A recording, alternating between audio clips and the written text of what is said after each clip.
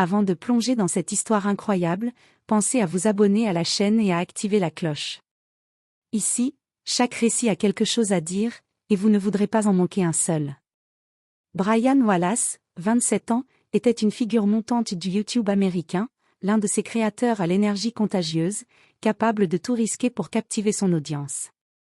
Né dans une banlieue modeste d'Indianapolis, il s'était forgé seul, à force de tutos de montage, de vidéos de défis dans son garage, et d'un flair presque obsessionnel pour le spectacle. Pendant plusieurs années, il avait brillé, cascades spectaculaires, expériences extrêmes, mise en scène à suspense.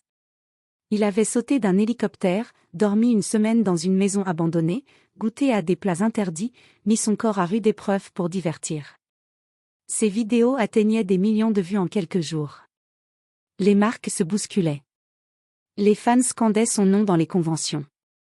Mais les choses avaient changé. YouTube, inondé de nouveaux talents, l'algorithme devenu plus capricieux, et surtout une audience devenue plus exigeante. Les vues baissaient. Les commentaires se faisaient cruels. Encore un mec en perte de vitesse. T'as fait ton temps, Brian. On dirait un vieux qui veut jouer aux jeunes. Ces phrases tournaient en boucle dans sa tête. Un soir de janvier, l'hiver recouvrait Pittsburgh d'un manteau épais et silencieux. Dans son studio devenu presque trop grand pour lui seul, les néons bleus vibraient légèrement au-dessus de son ordinateur. Des écrans montraient des statistiques en chute libre. Il fixait la miniature d'une vidéo virale d'un jeune influenceur de 19 ans qui avait grimpé nu sur une tour radio. 14 millions de vues. En 3 jours. Brian serra les dents. Assis en tailleur sur le tapis, il se tourna vers son ami de toujours et caméraman attitré, Jeremy Knox, qui tapotait nerveusement son téléphone sur le canapé. Il faut frapper plus fort, quelque chose de jamais vu. Enterre-moi vivant. On filme tout de l'intérieur. Jérémy releva lentement les yeux. Il connaissait Brian depuis le lycée. Il l'avait vu brûler la chandelle par les deux bouts, toujours plus loin, toujours plus intense. Mais là, quelque chose dans sa voix, dans la fixité de son regard, c'était différent. Ce n'était pas de l'ambition. C'était du désespoir. T'es malade ou quoi? Tu veux te faire enterrer juste pour du buzz? Brian ne répondit pas tout de suite. Il alluma une cigarette, en tira une longue bouffée et souffla vers le plafond. Puis, calmement. Pas juste pour le buzz. Pour prouver que j'ai encore quelque chose. Que je suis toujours capable de faire ce que personne d'autre n'ose. Personne ne l'a jamais fait sérieusement, avec vraie immersion, vrai matériel, vrai silence. Je survivrai 6 heures sous terre. Seul. Dans un cercueil, à 1,50 m de profondeur. Et le monde verra que je suis toujours là. Que je ne suis pas mort. Pas encore. Jérémy resta figé. Il savait que lorsqu'une idée germait dans l'esprit de Brian, il n'y avait pas moyen de la déloger. Mais cette fois-ci, c'était différent. Ce n'était pas un saut en parachute ou une nuit dans un asile abandonné. C'était la mort qu'il allait frôler. Et volontairement. Brian, voyant son hésitation, ajouta doucement. On contrôle tout, mec. J'ai fait mes calculs. Une bouteille d'oxygène pour 6 heures. 2 caméras. Un micro relié en surface. Une trappe d'urgence si ça tourne mal. T'es là, t'es mon ange gardien. J'ai juste besoin que tu m'y enterres. Et que tu me sortes à la fin. Rien de plus. Jérémy posa son téléphone. Il croisa les bras, inquiet. Et si quelque chose foire? Si le tuyau d'oxygène se bouche? Si tu paniques? Si tu perds connaissance? Tu parles de silence, mais là, c'est le néant que tu cherches. Brian se leva, le regard déterminé. Tu crois que c'est pas déjà le néant ici, Jérémy? Regarde autour de toi. On vit dans l'oubli. Je veux un dernier sursaut. Je veux laisser une trace. Même si ça me coûte 6 heures de peur. J'en ai vécu bien pire. Un long silence s'abattit dans la pièce. Dehors, le vent soufflait fort contre les vitres. Jérémy savait qu'ils n'avaient plus vraiment le choix. Ce soir-là, ils signèrent leur pacte. Ils mirent 2 semaines à tout organiser. Grâce à un contact douteux rencontré sur un forum spécialisé dans les vidéos underground, Jeremy et Brian réussirent à louer un terrain privé à la lisière de la forêt d'Allegheny, une vaste zone boisée et silencieuse au nord de Pittsburgh, rarement fréquentée en hiver. Le propriétaire, un vieil homme au regard fuyant, ne posa aucune question. Il accepta l'argent en liquide et se contenta d'un hochement de tête. « Tant que vous partez avant la fonte des neiges », avait-il simplement dit. Le lieu était parfait, isolé, encaissé entre les pins, à l'abri des regards. L'air y était sec, mordant, et le silence y régnait en maître. Un endroit hors du temps. Et pour Brian, c'était justement ça qui rendait l'expérience plus réelle. Ils achetèrent un cercueil modifié au marché noir via un faux entrepreneur de pompes funèbres, un certain Clint Red Dorsey, un homme massif, tatoué, au rire grinçant. Pour quelques milliers de dollars, il leur fournit un cercueil renforcé en fibre de carbone, étanche et ventilé, conçu à l'origine pour des simulations d'accidents mortuaires dans des laboratoires militaires. C'est du costaud, croyez-moi. Même un ours ne le défonce pas. Mais je vous conseille de pas y rester trop longtemps. Le silence, là-dedans, il ronge. Red leur lança cette phrase avant de disparaître dans son pick-up.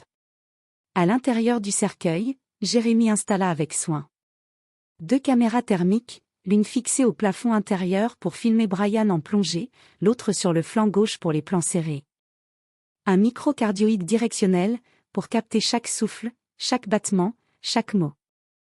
Une série de LED rouges tamisées, dissimulées dans les parois, pour que l'ambiance reste visible mais oppressante. Et surtout, un tube d'aération discret, remontant à la surface à travers un tronc creux, presque invisible à l'œil nu. Ils firent plusieurs essais techniques la veille. Tout fonctionnait. Le système de transmission audio vers la tablette de Jeremy était opérationnel. Le débit d'oxygène était stable. La batterie des caméras tenait 8 heures. Brian souriait. Mais Jeremy, lui, ne dormait pas. Le matin du 15 février, le ciel était d'un gris laiteux. Le sol était dur, presque gelé. Ils creusèrent un trou profond de 1,60 m, suffisant pour recouvrir le cercueil sans attirer l'attention, même si quelqu'un passait. À 10h02 précises, après avoir vérifié chaque connexion, chaque détail, Brian s'allongea à l'intérieur. Son visage était calme, presque solennel. Il portait un pull noir sous sa veste, les mains croisées sur la poitrine comme dans un funérarium. Jeremy filmait tout. L'intérieur. Les préparatifs. Le visage de Brian. Sa respiration lente. L'étrange paix qu'il dégageait. Sur un arbre à quelques mètres, une caméra de surveillance montée manuellement enregistrait une vue d'ensemble de la clairière. Une autre, en plongée, à l'intérieur du cercueil, montrait le corps de Brian allongé, les paupières closes. 6 heures dans l'obscurité. « J'ai confiance en toi, mec. » Sa voix était basse, mais assurée. Jeremy s'agenouilla près du cercueil. Il hésita une fraction de seconde, puis ferma doucement le couvercle. Il y eut un clic métallique sourd, puis un silence écrasant. Il resta là, la main posée sur le bois froid, comme pour s'excuser. Puis il se releva, les mains légèrement tremblantes, et se dirigea vers la petite pelle mécanique louée pour l'occasion. Il démarra le moteur, grinçant, et commença à recouvrir le cercueil. Pelletée après pelletée, la terre s'abattait lentement, étouffant les bruits, les traces, la lumière. Au bout de quelques minutes, le cercueil avait complètement disparu sous une épaisse couche de terre brune.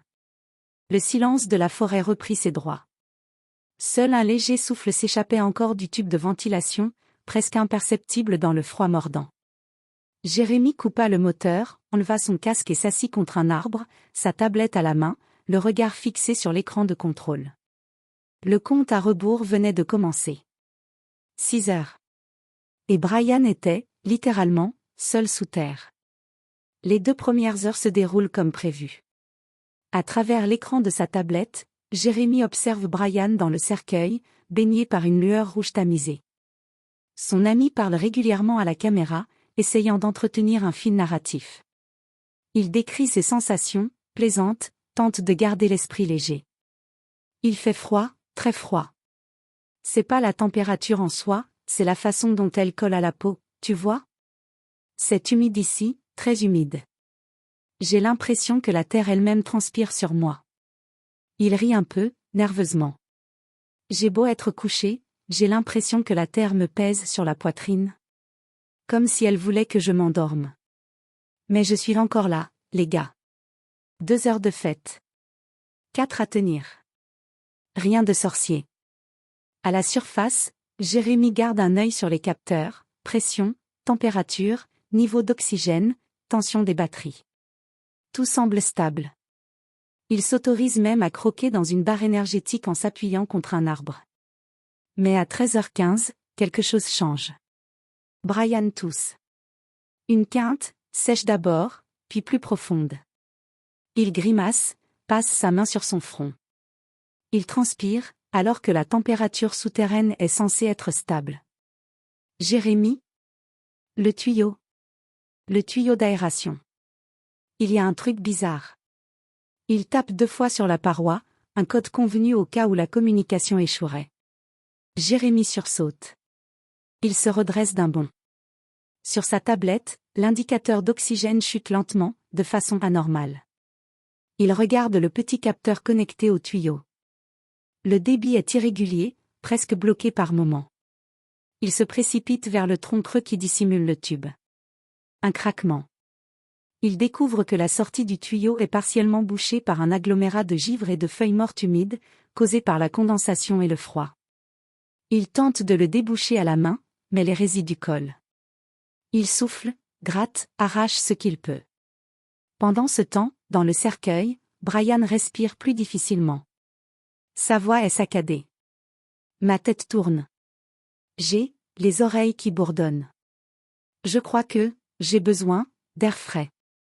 Il appuie sur le bouton du micro pour alerter davantage Jérémy. Mais à ce moment précis, des grésillements envahissent le canal audio. Le signal se dégrade.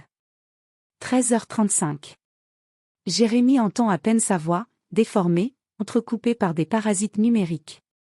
Sur la tablette, l'image de la caméra thermique se brouille par intermittence. Les formes deviennent fantomatiques. 13h52. La caméra thermique coupe complètement. Écran noir. Une icône rouge clignote, signal perdu.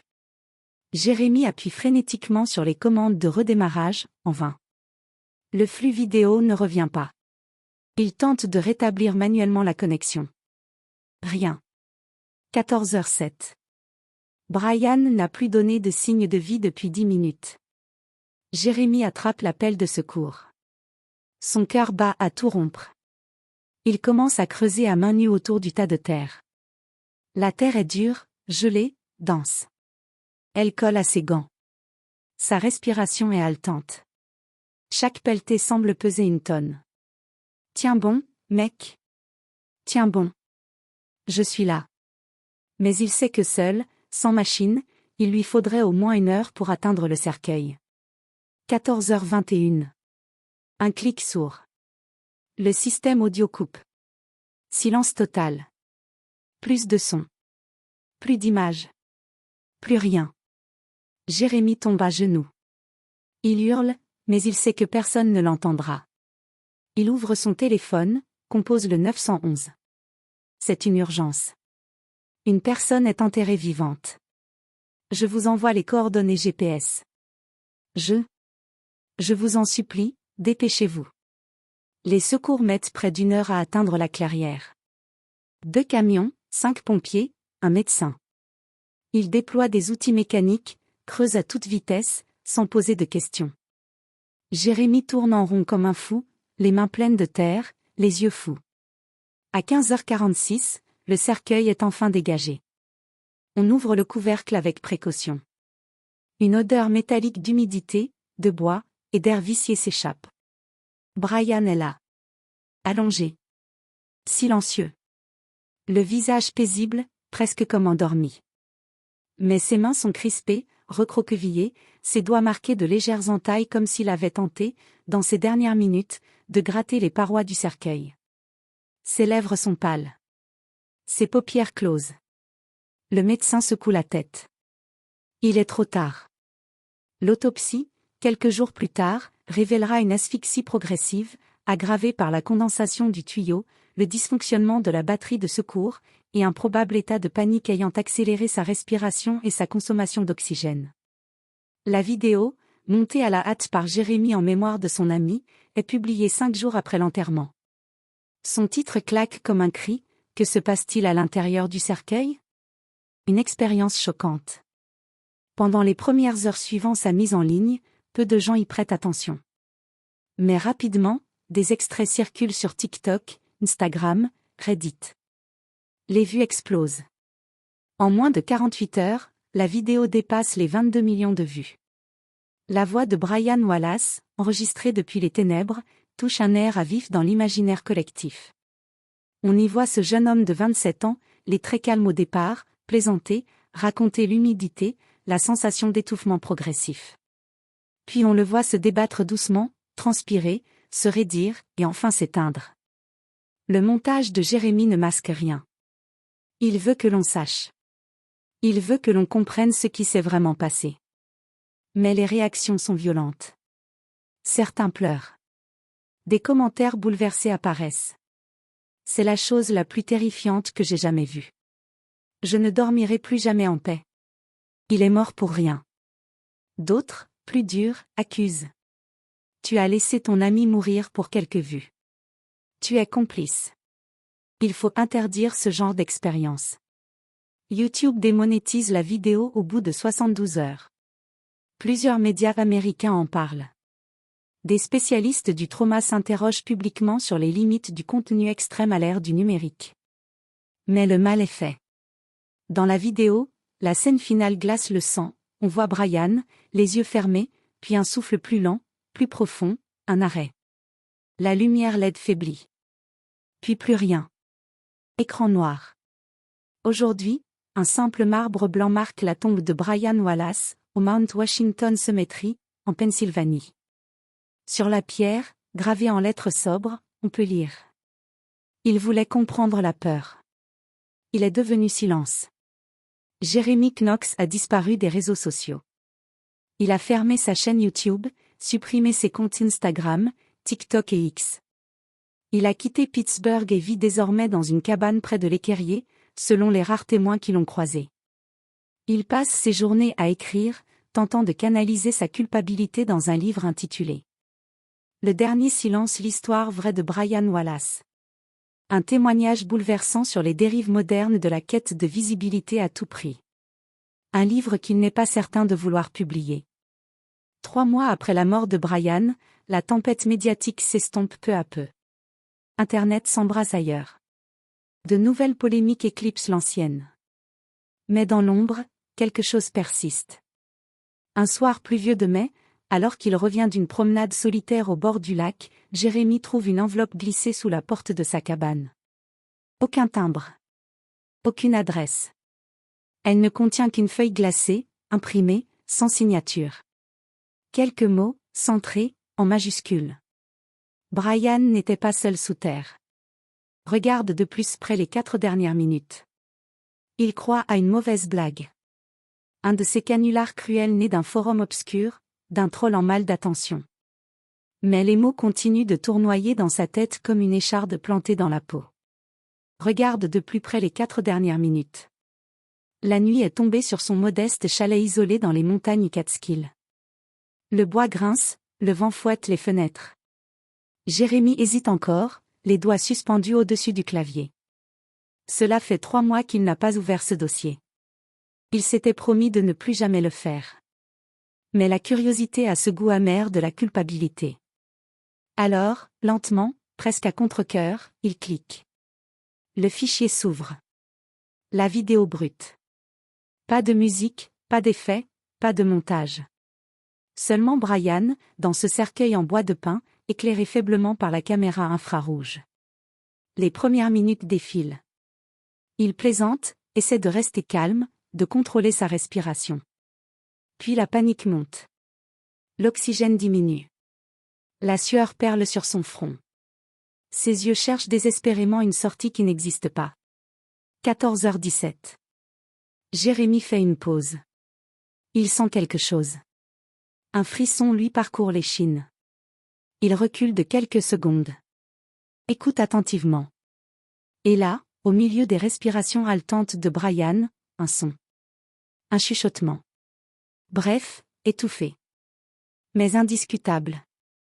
Il isole la piste audio, ajuste les fréquences, filtre les bruits de fond. Et il entend.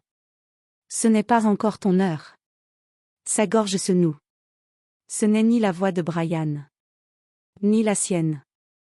C'est autre chose. Une voix grave, presque bestiale, comme surgie d'un endroit ancien et oublié. Elle ne suit pas les règles habituelles du son. Elle n'a pas de direction claire. Pas d'écho. Pas de réverbération. Jérémy passe la nuit à rejouer l'extrait, encore et encore, jusqu'à ne plus distinguer le réel du cauchemar. Le lendemain, à bout de nerfs, il envoie le fichier audio à une experte du son qu'il avait croisée lors d'un documentaire antérieur, Monica Fischer, ingénieure du son indépendante à Boston.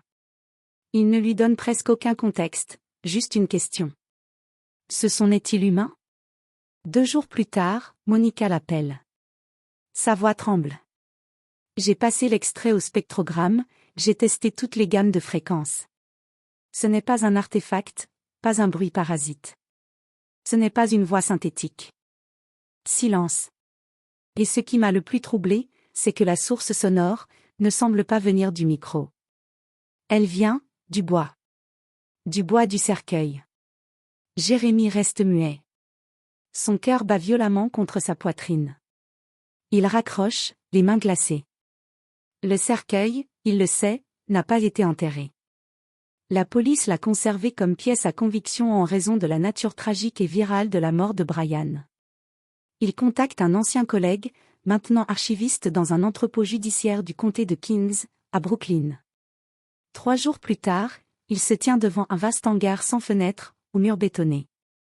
L'intérieur est silencieux, lourd. Dans un coin, sous une bâche grise, repose le cercueil. Quand Jérémy soulève la bâche, une odeur âcre et humide l'assaillit, mélange de bois moisi, de terre, et d'un quelque chose qu'il ne peut nommer. Il s'approche lentement, le cœur battant. Le bois semble intact, de l'extérieur. Mais lorsqu'il ouvre le couvercle, son souffle se bloque. À l'intérieur, les parois sont griffées. Mais ce ne sont pas les marques de Brian. Jérémy l'a vu lutter dans la vidéo. Ses mouvements étaient lourds, lents, affaiblis. Les marques de ses ongles sont bien visibles. Des entailles longues, désespérées. Mais là, sur le couvercle, dans un coin précis, des griffures plus petites. Plus profondes. Multiples. Comme faites par des doigts d'enfant. Certaines entailles semblent récentes. Le bois, à cet endroit, est plus clair. Comme si, elles avaient été faites après la fermeture définitive du cercueil. Jérémy recule, incapable de parler. Sur un pur réflexe, il prend une photo. Puis 2. Puis filme quelques secondes avec son téléphone. Et soudain, dans le silence du hangar, le bois craque. Un craquement sec, bref. Juste à sa droite. Il se retourne, mais il n'y a rien. Rien, sauf un léger bruissement. Comme si quelque chose rampait, lentement, juste sous la dalle de béton.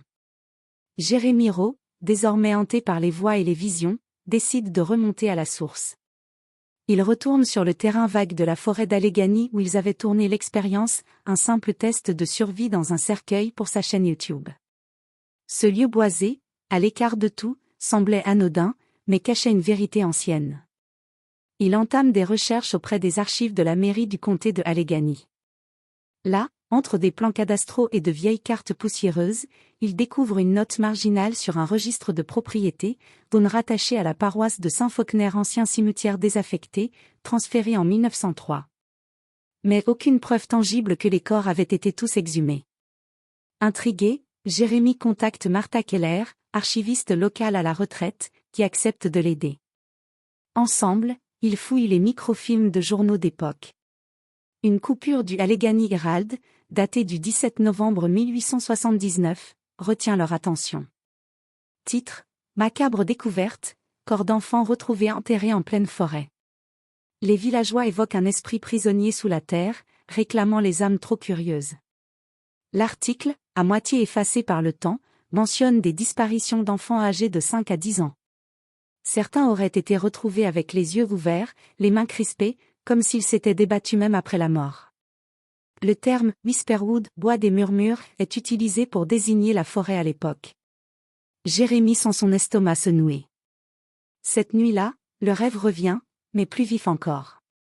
Brian est là, dans le cercueil, les yeux d'un blanc laiteux, mais conscient. Ses lèvres ne bougent pas, pourtant une voix froide résonne dans l'air du rêve, comme si elle venait de la terre elle-même. Tu n'aurais jamais dû refermer ce couvercle. Jérémie se réveille en sueur. L'air dans sa chambre est glacial. Il se lève, allume la lumière, et remarque que le tiroir de son bureau est entrouvert. À l'intérieur, le vieux micro-cravate utilisé lors de l'expérience, celui qu'il n'avait plus touché depuis, est allumé. Une lumière rouge clignote. Il branche l'appareil à son ordinateur, les mains tremblantes. Un seul fichier audio s'y trouve. Quand il l'ouvre, un silence lourd précède une voix rauque, presque animale. Il veut un autre corps. Jérémie disparaît une semaine plus tard. Sa voiture est retrouvée dans un champ bordant la forêt d'Alleghany, moteur coupé, portière ouverte. Sur le siège passager, une caméra GoPro repose, toujours en train d'enregistrer. La vidéo ne montre que du noir, mais l'audio révèle une séquence obsédante, un rythme lent, régulier, comme un ongle contre du bois. Tape. Tape. Tape. L'analyse technique confirme, le son ne vient pas de l'environnement extérieur. Il semble venir de l'intérieur d'une boîte, comme un cercueil. La police, incapable de trouver une explication rationnelle, classe l'affaire comme disparition inquiétante. Mais dans les forums de fans de la chaîne YouTube de Jérémie Beyond Limit, une rumeur grandit. Une chaîne anonyme, sans abonnés visibles, poste une vidéo sous le nom. Entends-tu ce que j'entends? C'est un plan fixe, noir, avec un son amplifié. Au bout de 3 minutes de silence, on entend la même voix grave, caverneuse.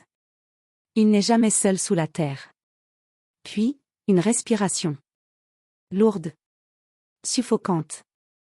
Comme si quelqu'un était enfermé vivant. Les internautes se déchirent, réalité ou coup de génie macabre de Jérémie?